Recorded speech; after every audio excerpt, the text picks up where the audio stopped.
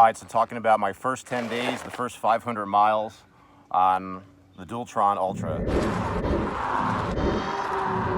So my first ride was a 10-mile ride from downtown to Hollywood. My first time ever taking this thing a distance, and I was basically scared the whole way home. I wasn't really prepared for how powerful this is. So basically, even on one motor, it's more powerful than any other scooter that I've had. On two motors, it's just a whole nother thing. It's not really like recreational scooter riding at that point. It's probably a little bit dangerous, and you probably shouldn't be going above 25 miles per hour on a scooter anyhow.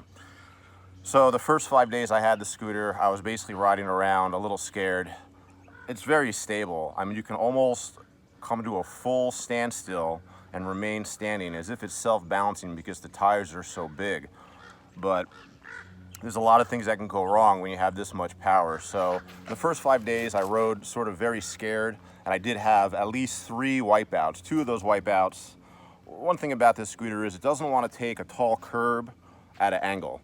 So twice I thought these tires can go over almost anything, and they can, but it doesn't like a straight up and down street curb. If you hit that at an angle and it's too tall, twice the scooter went out from under me.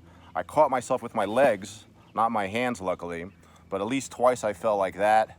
Another time I was at a red light waiting for it to change, and I didn't realize that my lock had flipped over while I was riding, the wire part of my lock to the throttle.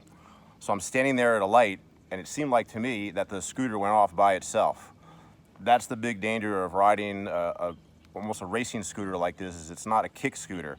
Every other scooter before this, you have to kick with your foot to get going.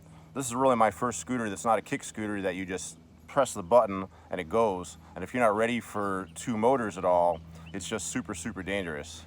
And then in the next 5 days, let's say the next 250 miles, I started gaining confidence, starting to feel more stable, more comfortable accelerating and at higher speeds on the scooter. I mean, the truth is, after 10 days, my ankles, my feet, my hamstrings, they were actually really hurting. So if driving any of my other scooters is like riding a Honda, this is like riding a race car. And I don't know much about race cars, but I know that when you finish a long race, you're physically tired. So it's just very physically tiring riding this, although I do notice that I get better and better each time. So the main difference is incredible acceleration and torque from 0. I don't know what the time is. I definitely want to make a video and time it, but it goes from 0 to 30 or 35 unbelievably fast. Basically, if you're at a stoplight, you're going to beat every car unless they gun it, and you're almost as fast as, let's say, just a small moped. The top speed on this I haven't even tried to get to yet. I've really only gone as fast as 35. Maybe I've gone 40, but when I'm at that speed, I can't even see the speedometer. I don't even look at it because of the way I'm situated on the bike. So, you know, supposedly it can go 46 or 47 miles an hour, but I'm only usually going 25 miles an hour, 30 riding with traffic. That's another big difference between this scooter and every other scooter that I've had. This I 100% treat as if it's a small moped, but I can also go on the sidewalk like it's a bicycle. What I mean is I ride with traffic, I follow the rules of the road. I'm never in the bike lane. You cannot be in the bike lane going as fast as you are on this. Occasionally, if traffic's really slow, I will go in the bike lane.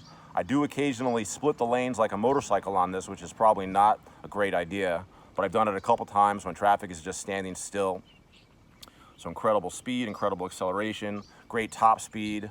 The brakes are just simple mechanical brakes, and they're similar to every other braking system that I've had, but I really appreciate that because I find having front and rear mechanical brakes with fresh pads just make me feel very comfortable and very safe. I want to always make sure that I can lock up the tires. I don't like anti-lock tires or whatever ABS tires. I want to be able to push all the way down on the brakes and lock up the tires if I need to. Anytime I lock up the tires on this, something went wrong for sure. I guess the shocks on it are pretty good. You pretty much don't feel anything small, and you go over big things pretty easily. It doesn't have a very apparent shock system. It's just kind of built in to the levers. What else about this scooter? I don't know. It's almost like I can't really drive another scooter again. This has really become my absolute #1 scooter, and I think I'm going to sell all my old scooters and buy another Dualtron, like a smaller one. This is going to be my work one. The Ultra is good for work, but it's just a little too big, a little too heavy to take places. So, you know, basically I'm in love with the scooter, 500 miles in. I don't consider this a review. I think until you get to 3,000 or 4,000 miles, you don't really know what a scooter is doing. So other big differences, I'm wearing my full face helmet on the scooter at all times. I don't think I'm ever going to go over the handlebars, but you know, you watch a lot of scooter accident videos, people tend to go forward. That's why I'm constantly, when I'm riding it, I'm putting weight in my back feet. So I always wear full face, elbow, knees, and wrist guards. And you know, God willing, I won't have many more falls. I won't have any falls at high speeds either. All right, I love the Dualtron Ultra. I really believe in the product, and that's it.